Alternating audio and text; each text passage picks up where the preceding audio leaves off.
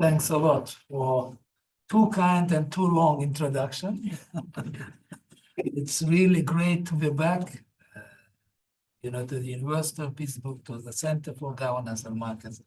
I have great memories from staying here, and also my family was with me, and they also will always have great memories from the time they spent here. And thanks a lot for coming today, joining us in this conversation. I would like to put in this way that I would prefer to have some conversation on these issues.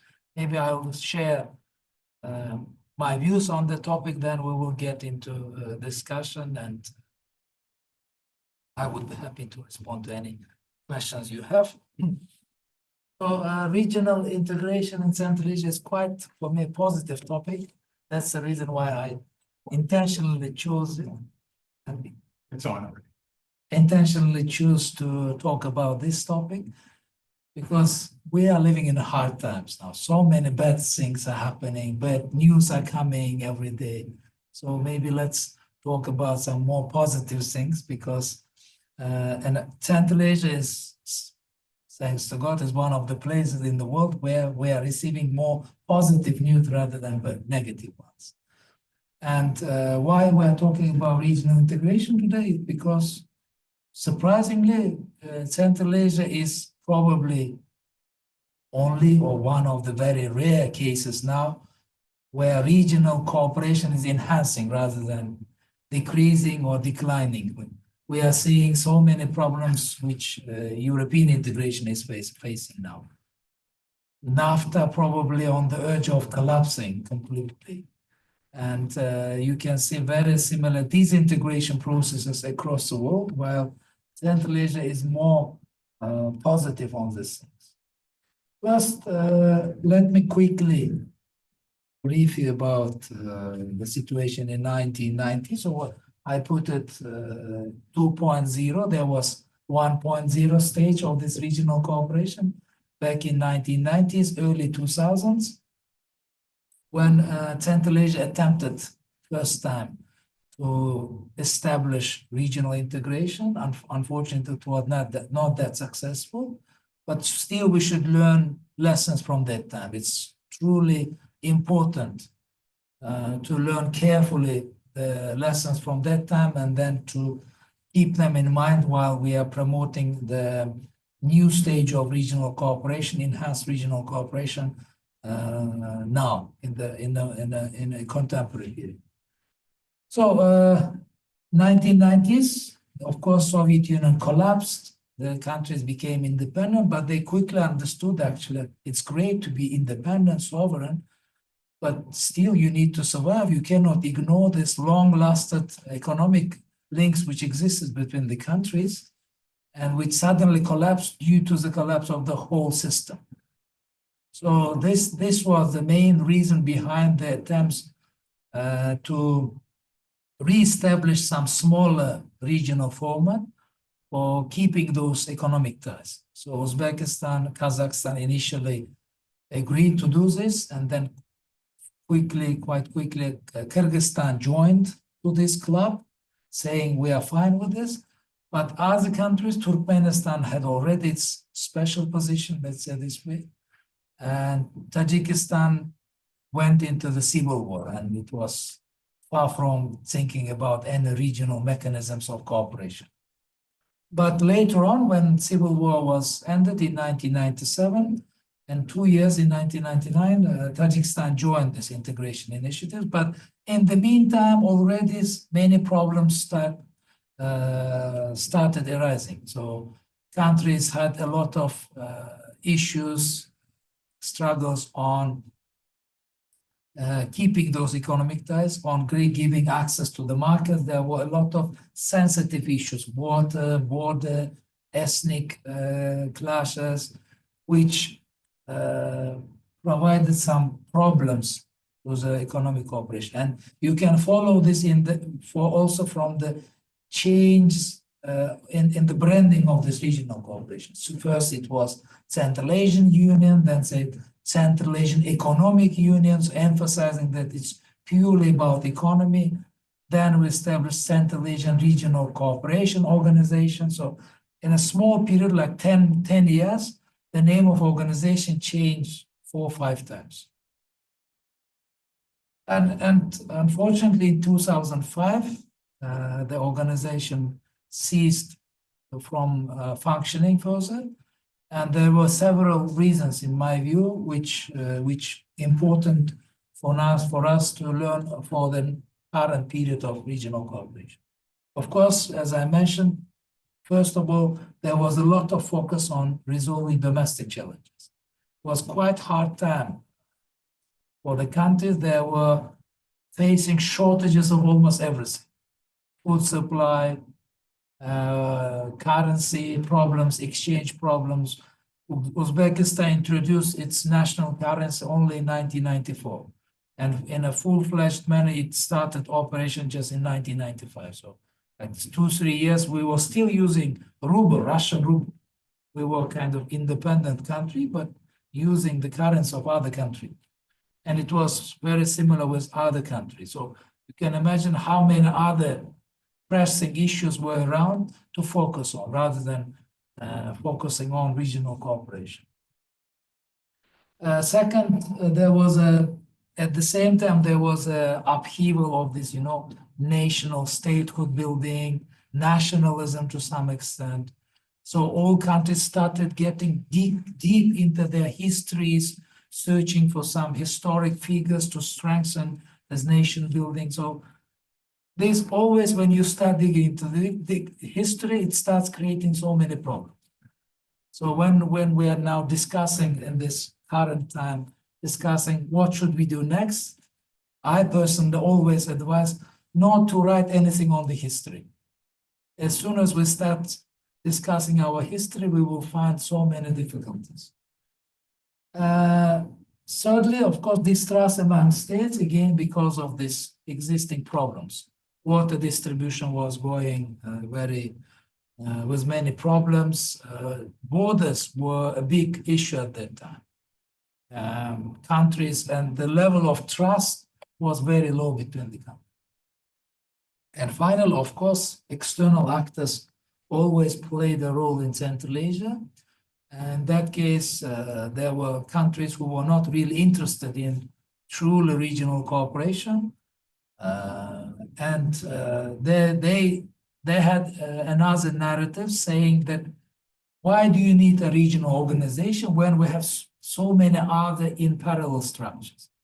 We have Eurasian Economic Organization, which was dominated by Russia. We have Commonwealth of Independent States. We have Free Trade Zone Agreement within this institution.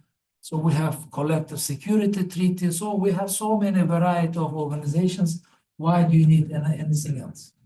So, and in 2005, under the pressure of all these reasons, this first attempt to build regional integration was failed, unfortunately. But in 2017, this 2.0 started. It's not changing. Yes, 2.0 started, predominantly because of the proactive policy promoted by Uzbekistan. Because Uzbekistan, after the change of leadership, it abandoned its isolationist approach, intensified its diplomatic engagement, and declared Central Asia as a strategic priority.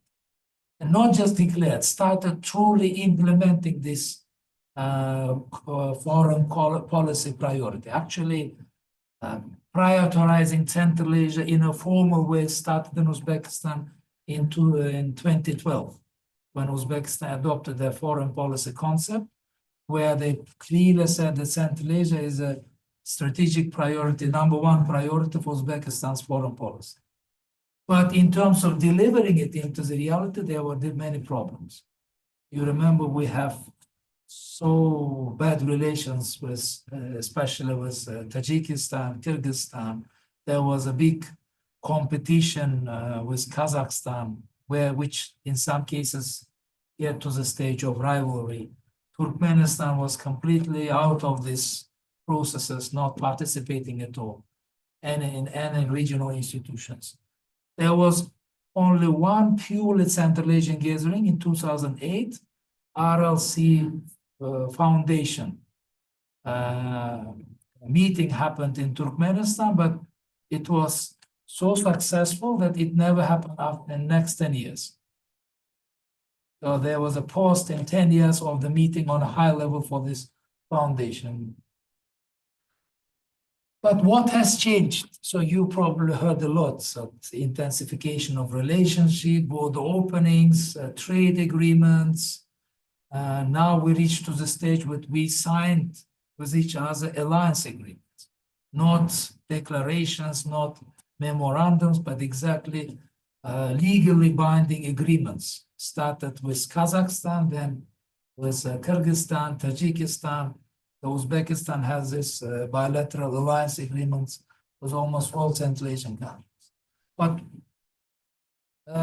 you can find a lot of statistics on this. Let me not to repeat all this stuff here, but probably to try to explain, in my view, what changed, why these changes happened. So first of all, I think there was a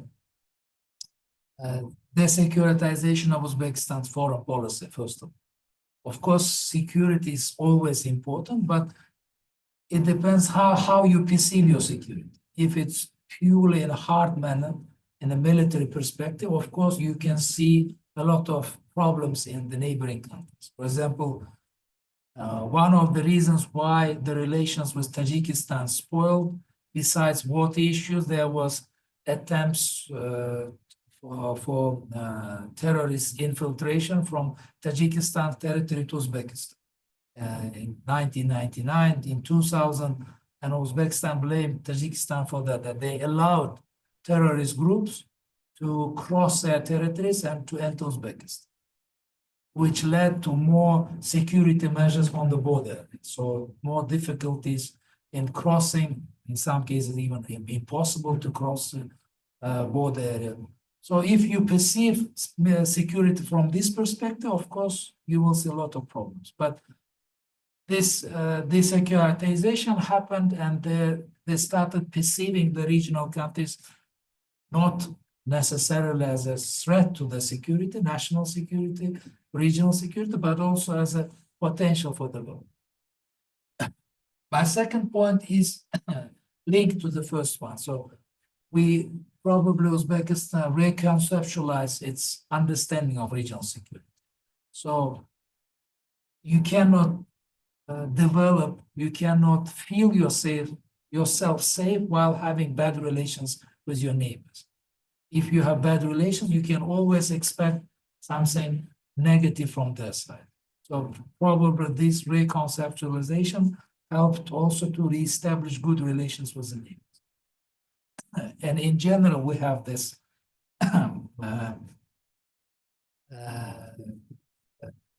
concept of good neighborhood, hamsoya.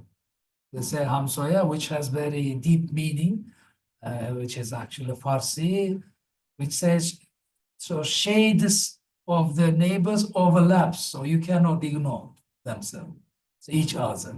So I think this understanding was truly implemented in foreign policy priorities. And integration was not just goodwill from Uzbekistan. There was a true rationale behind this, because there was a great need for development. Because of this all bad relations and isolationism in Uzbekistan's foreign policy, we were facing an extremely severe economic crisis. Currency rate was very bad. There was a big black market of currency exchange, which led to distrust from any investors, problems with foreign trade, and et cetera, et cetera. So in general, economic situation was in a big crisis.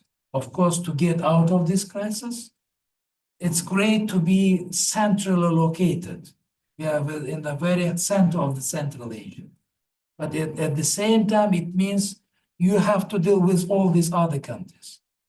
So you have all these neighbors, and in order to have access to other markets, in order to have good trade, not just with immediate neighbors, but with other countries.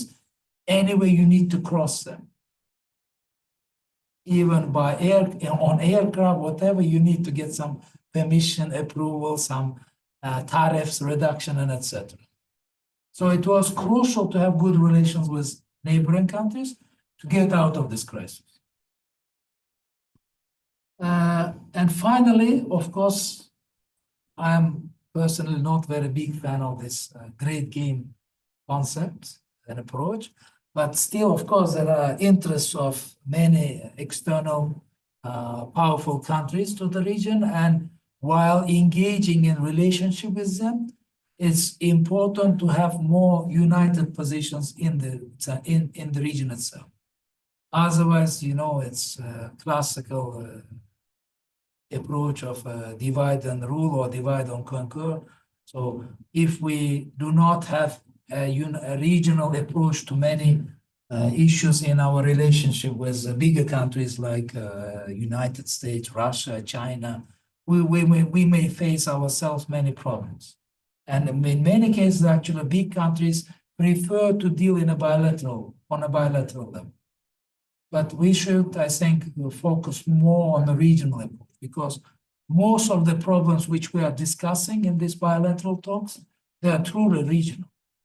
What issues we cannot solve on a bilateral level? Policy towards Afghanistan, it's not just Uzbekistan or Tajikistan separately, and we should deal with that together. So for that purpose, to have better positioning in our relationship with external big actors, it was also important to intensify regional cooperation. And finally, what changed in Uzbekistan's foreign policy? Now you can see a bit of creativity. If before we completely ignored any multilateral formats, now we have layers of multilateral cooperation. So I already mentioned these bilateral agreements, alliance agreement. Recently, Uzbekistan started some trilateral formats within Central Asia. Last year, there was a meeting in Ashgabat, Turkmenistan, Uzbekistan, Tajikistan, mostly discussing Afghanistan and what issues, focusing on Kushtapaka. Soon in April, there is planned Uzbekistan, Tajikistan, Kyrgyzstan meeting, focusing on border relations, border issues, and Fergana Valley development, region to region cooperation in that part of Central Asia. So it means when you see there are some issues which don't need engagement of all Central Asian countries, we can build up smaller formats, and which idea is efficiency. So if the country is truly interested in that question, they will bring more resources, more attention, more focus to this.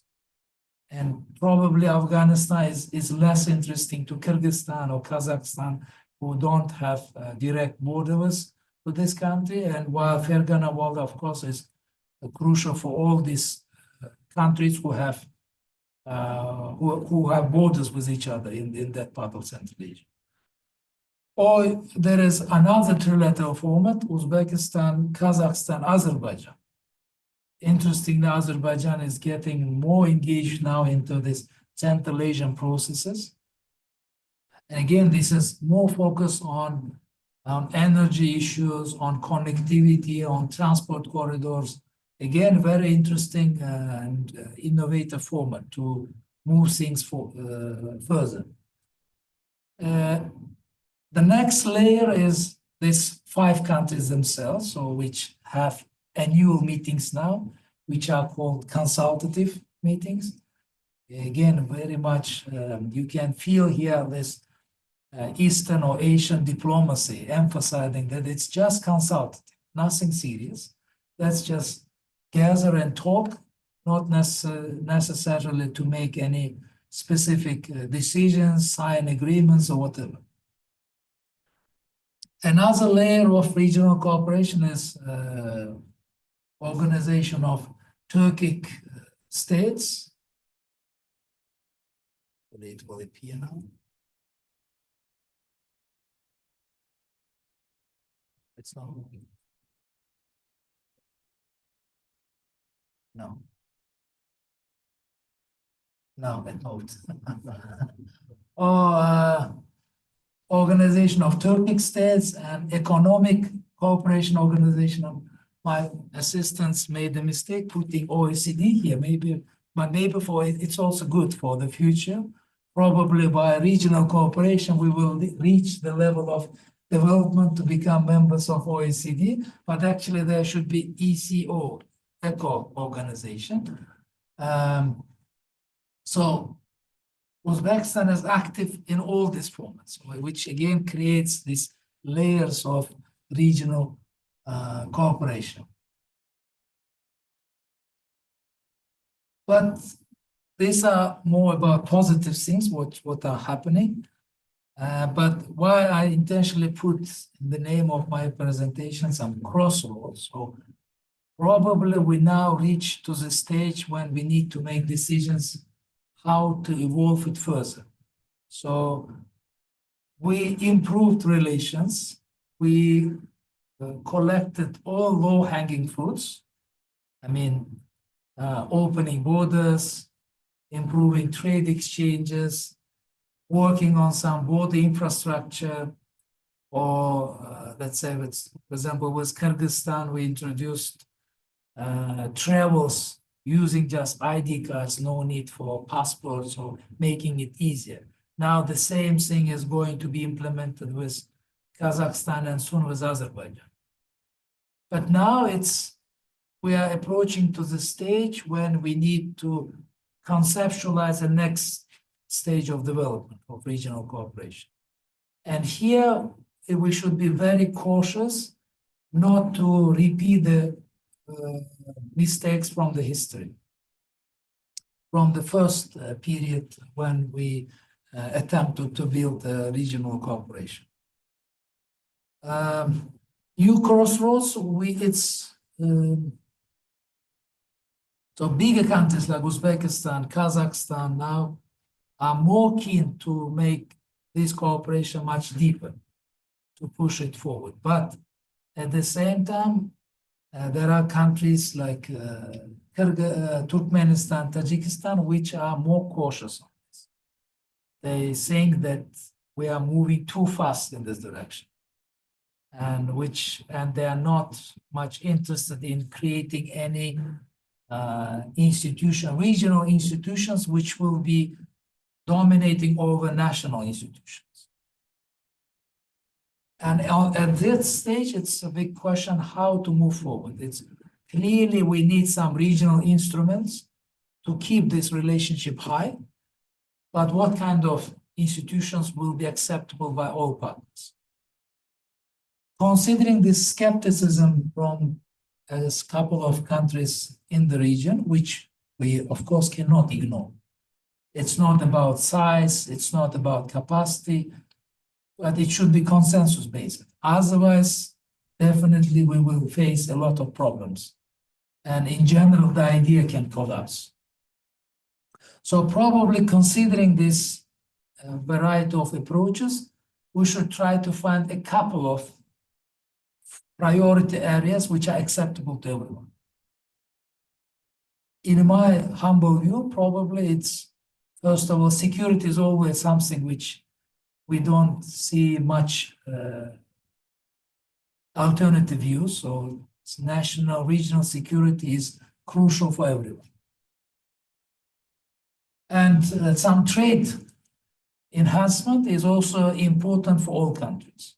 Even with Turkmenistan, again, despite all this special positioning, etc., Uzbekistan just last week signed a trade agreement, making moving of things between the countries much easier. But it was bilateral agreement between two countries. So again, but which also demonstrated countries are interested in few things. Maybe these areas can be a starting point if we build up some institutions around these priority areas and demonstrate that they are successful. We can think about next steps on building other regional institutions. So for now, already some work has been started. For example, now regional countries are trying to organize annual, much regular, not necessarily annual meetings between national security councils of the countries. So national security councils are the platform in Central Asian countries which bring together all security-related institutions, or introducing some special representatives on regional cooperation from regional countries who, on a permanent basis, will work with their counterparts in other countries on bringing up some new ideas. And the second issue, which I think can create some barriers in further deepening regional ties, is regulation of water and energy issues. I already mentioned this was one of the biggest sensitive issues from the very beginning of regional cooperation in Central Asia, and still it's very sensitive.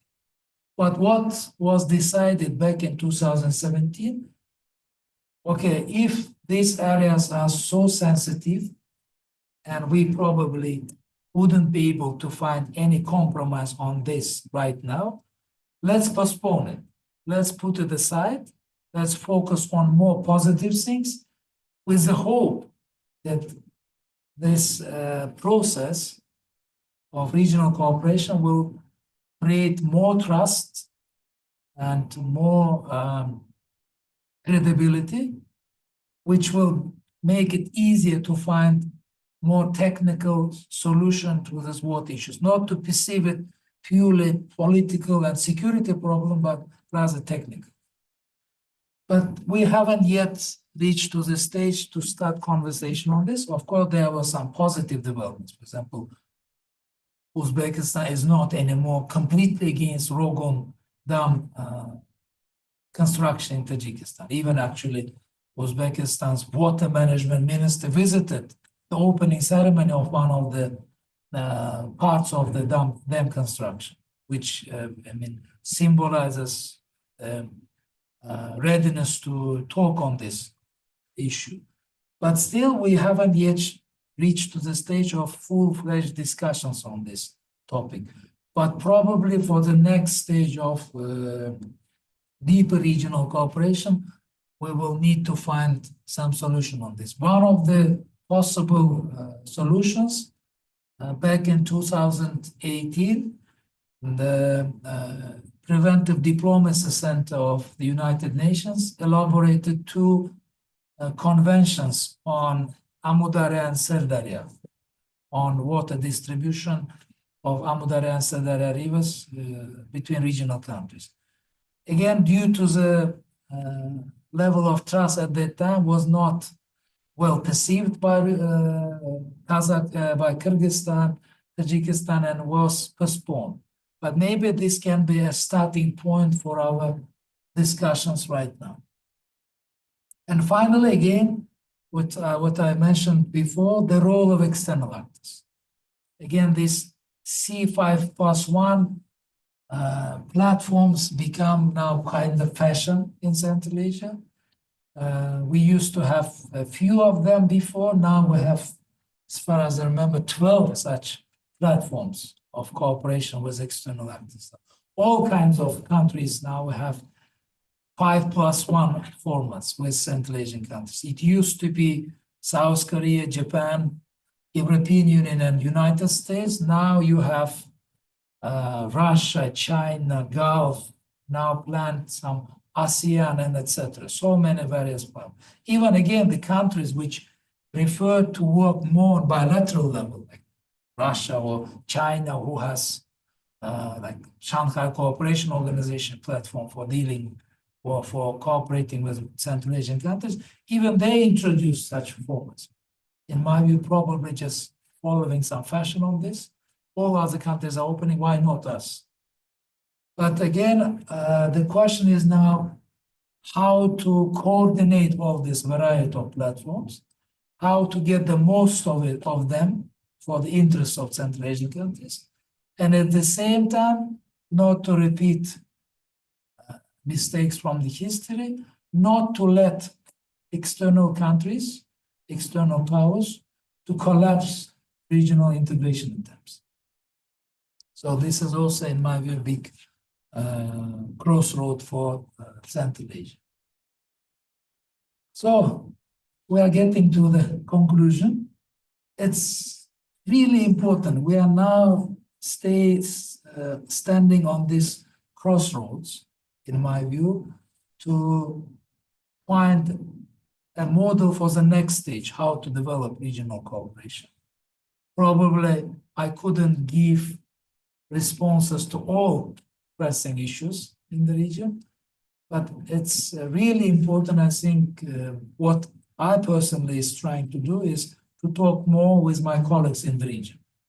So despite my busy schedule or some other many commitments, if there are some events in regional countries, I always try to go, or at least to make sure that our institution is represented there. Because I think it's really important to keep discussions within the region with our colleagues, because we publish many things. So to build up these important narratives, positive narratives in the media, in the academic publications. So I think it's truly important. So we should see again this Central Asian cooperation mechanism is truly important for further sustainable development of not in a broad Central Asia, just each country as well. Each country's economic groups, sustainable development. Resilience building is truly linked, in my view, to our success in building up this regional cooperation. So I'll stop here. Thanks a lot.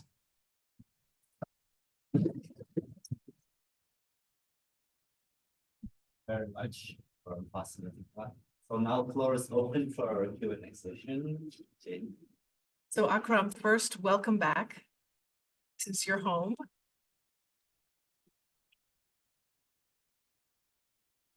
So I just wanted to welcome you back home here to Pittsburgh. It's wonderful to see you here, and thank you for this a very inspirational presentation about a topic that 5 years ago I don't think we'd be discussing, right? Because it seemed that integration in the region and Central Asia seemed impossible. And at the same time, we're seeing a lot of very interesting regional cooperations emerge in different parts of the world. Middle East, for example, is one area. Eastern Europe, we're seeing more cooperation in areas we never thought would be possible. And in my mind, it's because of the elephants in the room, which we didn't discuss very much, which is Russia, China, and every once in a while people talk about Iran, depending on what part of the world you're in, as a source of that's potentially driving this cooperation. That this is, or states that are being very active because they understand that if they're not, they're stronger together, right? So I'm wondering if you could just talk about that a little bit, and then also if you could tell us which you think the future of all these C5+1 formats are. The president of Tajikistan, you remember he made fun of this once, I think when he was yelling at Putin one day. Yes. In Dushanbe, he says, everyone has a C5, Japan, Korea, everyone, why do we need them? Right? So what do you think the future are of these these C5, and especially from the US perspective, given the new administration? Very curious to see your thoughts on that. Thank you. So elephants in the room. Again, of course, when I said external powers, we mostly mean the countries which have most interest to Central Asia. Many other countries can have, but these countries are more interested. Of course, historically it's Russia, China, but also we see now much more interest from European countries, European Union.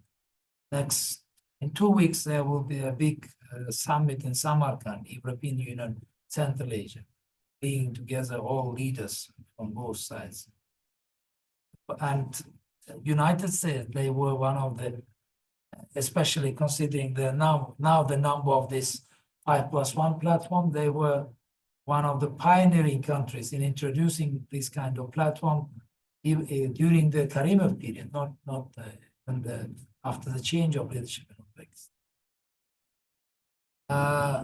But again, as I mentioned, it's for why regional cooperation is crucial to have more resistance to external influence, to have more united, much stronger positioning in dealing with all external actors and promoting truly regional interests in all these 5+1 form.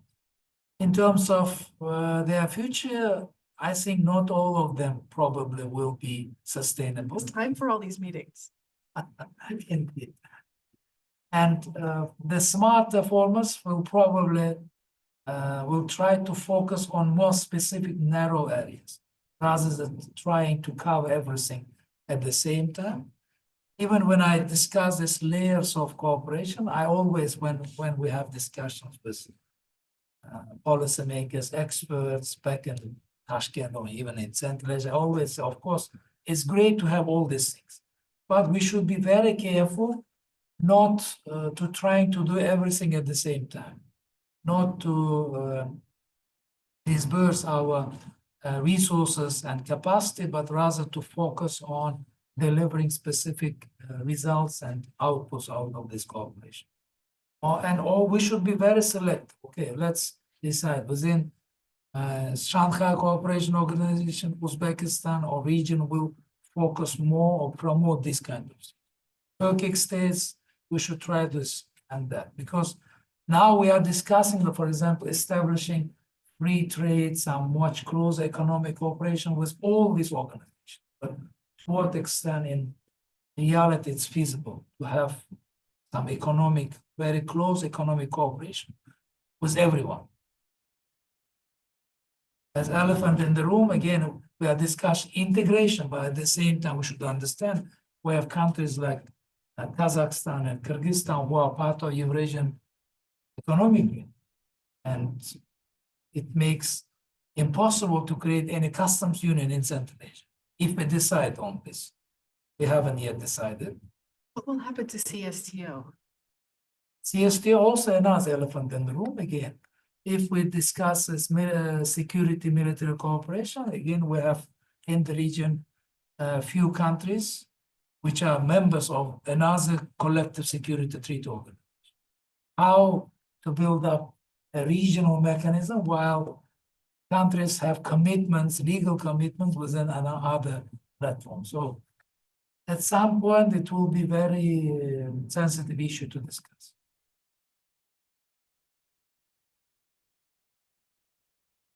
Thank you. I'm at Matthew Eaton University in Pittsburgh. On that, I actually read the recent reports from the consultative meetings of the United States.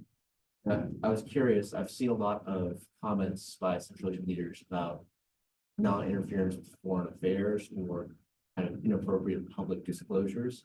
How much is Central Asian regionalism kind of being done somewhat behind closed doors and being treated like an internal affair that it's not like a matter for public discussion?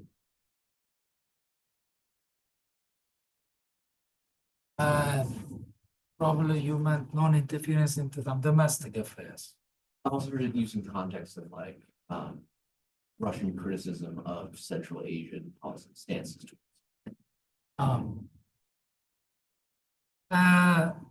Here, I mean, of course, it's important to have such positioning when states express some priorities with statements, official statements.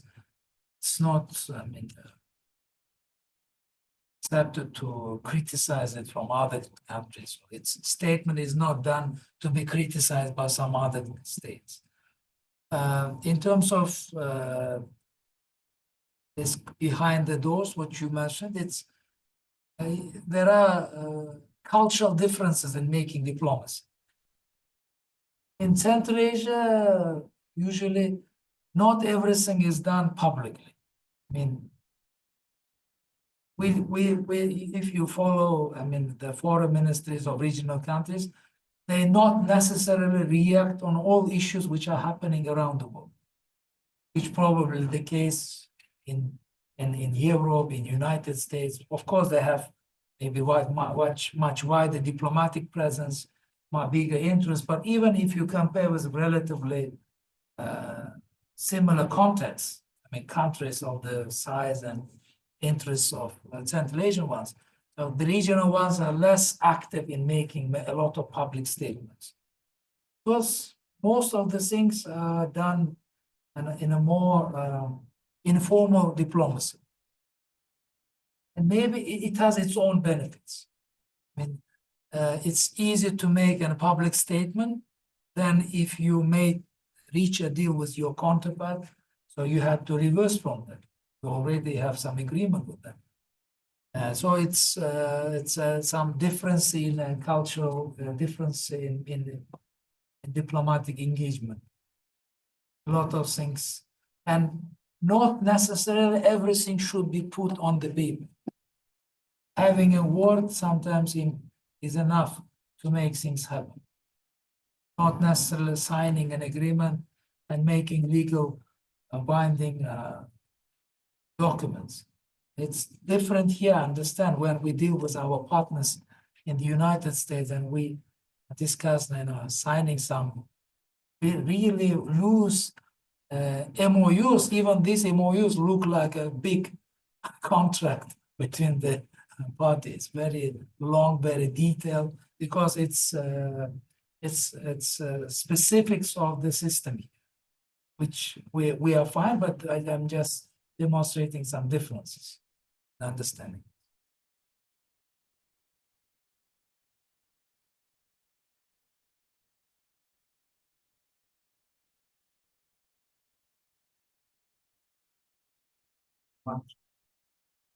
Thank you very much for an insightful talk. I believe China and Afghanistan are one of the only two countries that share borders with 3 Central Asian countries. And China is too big to be integrated, to be considered part of Central Asia, but one could make a case for Afghanistan because it's geographically close, shares history, same religion, more or less. Do you see Afghanistan joining Central Asia platform as the 6-member C5, or are they too Islamic, or are they too conflict prone, or their leadership doesn't have the incentives?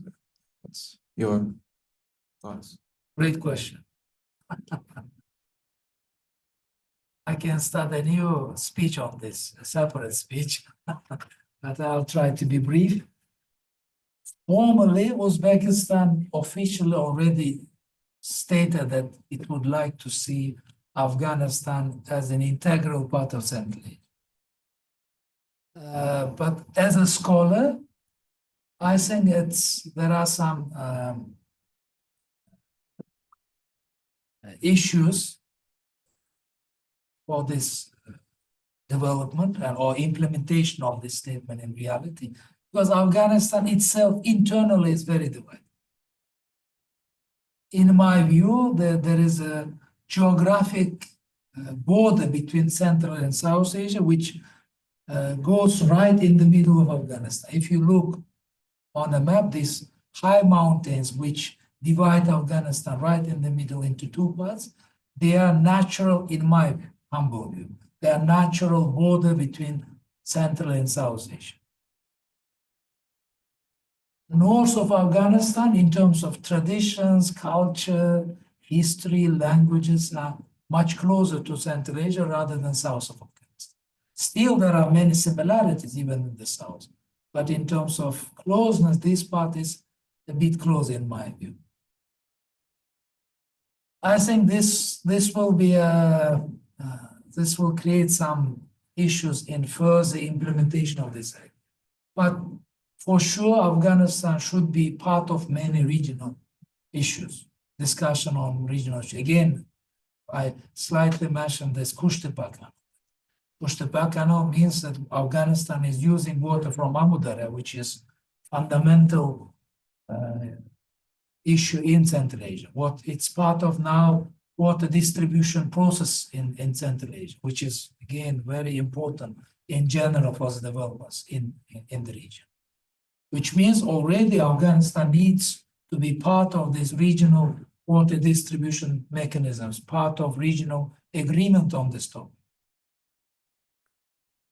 And there is a rationale behind inviting Afghanistan to join regional processes in Central Asia.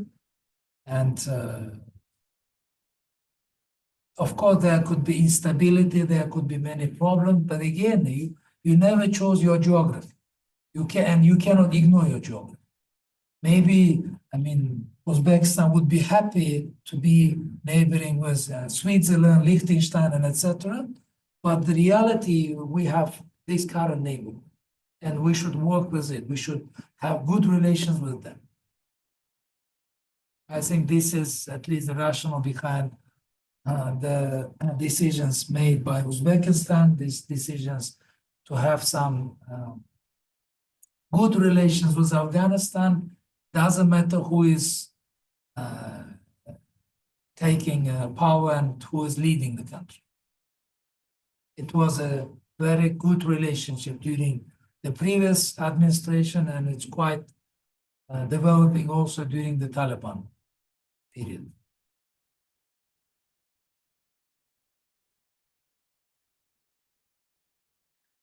Thank you so much, Akram. I have two questions. The first one is since these 4 Central Asian countries are also full member of Shanghai Cooperation Organization, and any dialogues under Shanghai Cooperation Organization or in Shanghai Cooperation Organization format on Central Asian integration issue, especially like what if China is supporting such an integration or not, and how Central Asian countries dealing with this situation? And my second question is, what's the, cultural and language base for such an integration, since Central Asia is such a diverse society? How you bring all of them together? What's the, let's choose one, culture and language base for that? Is that Russian, or every country they use their own language? Thank you. For the Shanghai Cooperation Organization, it's getting bigger, but in my personal view, it makes it less efficient. Of course, in terms of representation, the geographic coverage, the number of population, it's getting huge. But in terms of delivering specific results, outputs, I think this is a main challenge for the Shanghai Cooperation. In my personal view, it's to some extent, it's repeating the history of Commonwealth of Independent States. When you try to do so many diverse things at the same time, but never focus on anything specific. This is, I think, one of the biggest challenges for Shanghai Cooperation Organization. I think that was one of the reasons why China decided to establish one more mechanism. This 5+1 platform with Central Asia. And also, of course, Turkmenistan is not member of Shanghai SCO, so it is also another reason for having a separate platform with Central Asia. Regarding your second question on this culture and language, I don't see any problems in this. If European Union can manage 27 languages and cultures and nationalities, why we cannot manage so limited number of countries and languages? Even languages, we have just probably 2 main, Turkic and Tajik, which is Farsi. It's not that when I'm traveling now in the region, I used to speak mostly in Russian when I was visiting the neighboring country. But now I feel Now, the number of Russian-speaking people is declining in those countries. So I started speaking, let's say, with taxi drivers in some cafes, restaurants, with the staff in Uzbek, and they responded, for example, in Kazakh or Kyrgyz, you can easily understand it. It's just matter of some small practice to get 100% understand. Is that the case with official meetings as well, like of the states? Even official meetings, you can see now they try at least some part of it to speak in national languages. Uzbek and Kazakh president when meet, part of the meeting was in Uzbek and Kazakh, and it was fine with for both sides, and there was no need for interpretation. I think these kind of things will increase further, and I don't see, I mean, any substantial problem in managing it.